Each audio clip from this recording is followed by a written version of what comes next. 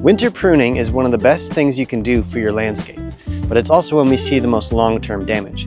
Today, we're going to go over the most common mistakes that homeowners make and how to avoid them when winter pruning.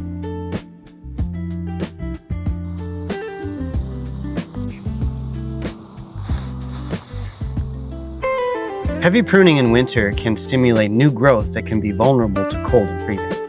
These small shoots can freeze and then create instances where the whole plant is open to disease and damage.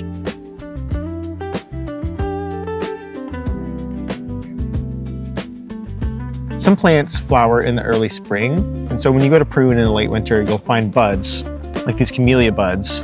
When you see these, you want to hold off on pruning until they are done flowering. Once the flowers have faded, you can choose to prune at that point.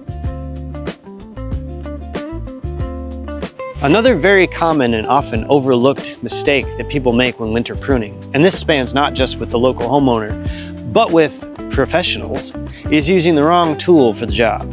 Using something on a heavy wooded branch like pruners, which only have one sharp edge and one blunt edge, or loppers, tend to squeeze the branch, causing internal and structural damage that will be a problem later. For heavy wooded branches like this, use a handsaw whenever possible.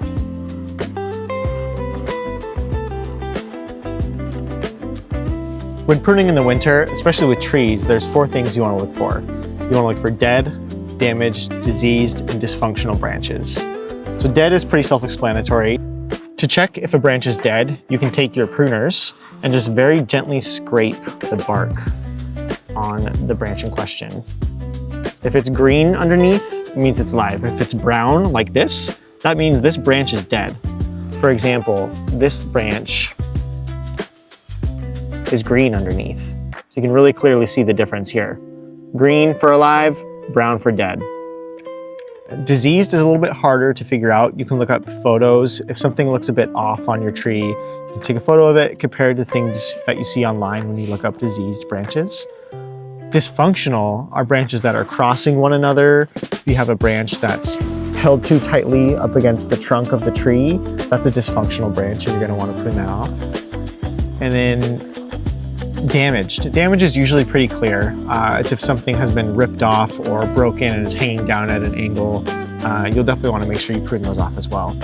Another rule to keep in mind when pruning in the winter is the 25% rule. Every plant has a pruning budget, and it kind of changes a bit depending on what species you're pruning, but in general, a good rule is to not prune more than 1/4 of the plant's above ground material. It's 25%.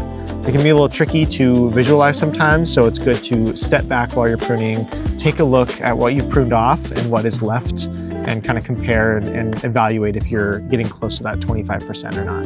If you're wanting to prune to lower the height of a plant, here's a good example. You can kind of see the 25% rule here.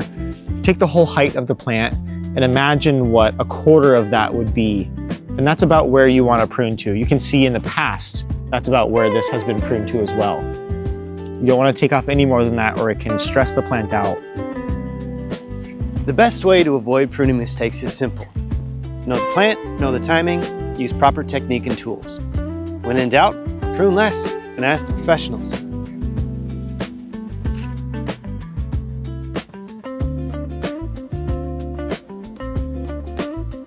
Winter pruning is designed to set plants up for success, not create problems for years to come. Knowing a little bit goes a long way.